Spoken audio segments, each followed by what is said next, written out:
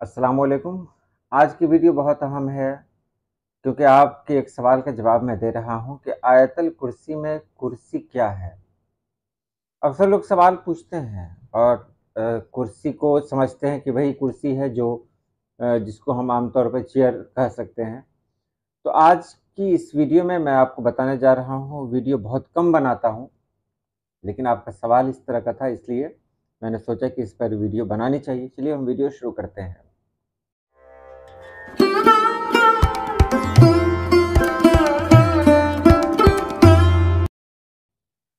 آیت الکرسی کے بارے میں سب لوگ جانتے ہیں کیونکہ سورہ بقرہ کی آیت میں ہے۔ بہت مشہور ہے یہ کیونکہ سب کو یاد ہے۔ آیت الکرسی اللہ لا الہ الا هو الحی القیوم لا تأخذہ سنۃ ولا نوم لہ ما فی السماوات۔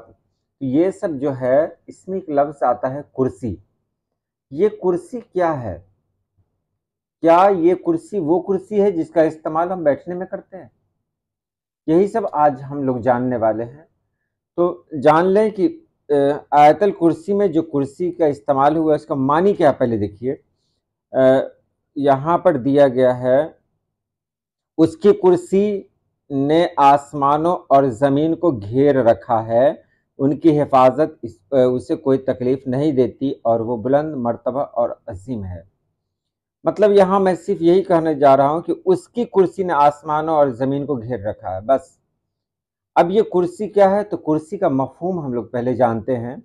تو کرسی کے لفظی معنی عرش یا تخت کے ہیں، لیکن آیت الکرسی میں اس سے مراد اللہ تعالیٰ کی عظمت، اقتدار اور کائنات پہ مکمل تسلط اور حاکمیت ہے۔ مفسرین کے مطابق الگ الگ خیال ہیں۔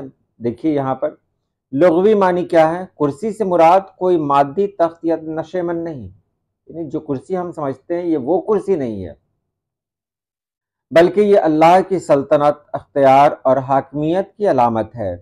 یہ اس کی عظمت کی وسعت کو ظاہر کرتا ہے جو آسمانوں اور زمین کو محیط ہے۔ یعنی کرسی کا مطلب یہ نہیں ہے جس پر بیٹھا جائے، بلکہ اس کا معنی کیا ہے؟ لغوی معنی جو ہے وہ اللہ کی سلطنت، اختیار اور حاکمیت، یہ سب اس کے اندر آتا ہے، یعنی یہ اس سے مراد لیا گیا ہے اور یہ علامت ہے۔ تفسیری معنی کو جانیں۔ ابن کثیر کے مطابق کرسی اللہ تعالیٰ کی عظمت و قدرت کی ایک علامت ہے جو اس کے عرش سے الگ ایک وسیع مخلوق ہے۔ بعض روایات میں کہا گیا ہے کہ کرسی وہ جگہ ہے جہاں اللہ کی قدرت اور احکامات کا انتظام ہوتا ہے، یعنی اللہ جہاں سے احکامات نازل کرتا ہے، احکامات بھیجتا ہے، اسے کرسی کہتے ہیں۔ امام راضی کہتے ہیں کہ کرسی سے مراد اللہ کی سلطنت اور اس کی حاکمیت کی وسعت ہے جو کائنات کے ہر ذرے کو گھیرے ہوئے ہے۔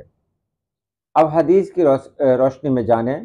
ایک روایت میں نبی پاک صلی اللہ علیہ وسلم نے فرمایا کہ کرسی کے مقابلے میں آسمان و زمین کی مثال ایسی ہے جیسے ایک وسیع میدان میں ایک چھلا پڑا ہوا ہو۔ یعنی میدان کیا ہے؟ کرسی کو میدان سمجھ لیا، اس میں ایک چھلا پڑا ہوا ہو۔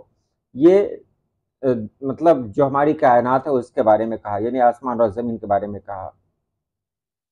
اب دیکھیے کئی جگہ پہ استعمال ہوتا ہے عرش و کرسی۔ اب یہ عرش کیا ہے، کرسی کیا ہے، اس کو بھی جاننا ضروری ہے۔ تو عرش اللہ کی عظمت کا اعلیٰ مقام ہے، جبکہ کرسی اس کی سلطنت کا ایک حصہ یا علامت ہے۔ بعض مفسرین کے مطابق کرسی عرش کے مقابلے میں ایک کمتر درجہ رکھتی ہے، لیکن دونوں اللہ کی عظمت کی علامتیں ہیں۔ حدیث میں ہے کہ کرسی کے مقابلے میں عرش بہت عظیم ہے، جیسے کہ ایک میدان کے مقابلے میں ایک چھلا۔ اب خلاصہ جان لیں، میں نے بہت کچھ کہہ دیا لیکن جو خلاصہ اس کا یہ ہے کہ آیت الکرسی میں جو کرسی لفظ آیا ہے اس سے مراد اللہ تعالیٰ کی عظیم سلطنت، اقتدار اور کائنات ہے۔ اس سے مراد یہی کہ اللہ پاک کی جو سلطنت ہے وہ مراد ہے، جو اللہ کی وسعت، علم اور قدرت کو بیان کرتا ہے، جو آسمانوں اور زمین کو گھیرے ہوئے ہے۔ یہ کوئی مادی چیز نہیں ہے بلکہ اللہ کی عظمت و جلال کی ایک عظیم نشانی ہے۔ کرسی ایک علامت ہے، کرسی کوئی چیز نہیں ہے، علامت ہے جو اللہ کی سلطنت کو ظاہر کرتی ہے یہ کرسی۔ امید ہے آپ نے سمجھ لیا ہوگا۔ تو آج کے لیے اتنا ہی۔ اللہ پاک آپ سبھی لوگوں کو خوش رکھے، آباد رکھے۔ اللہ حافظ۔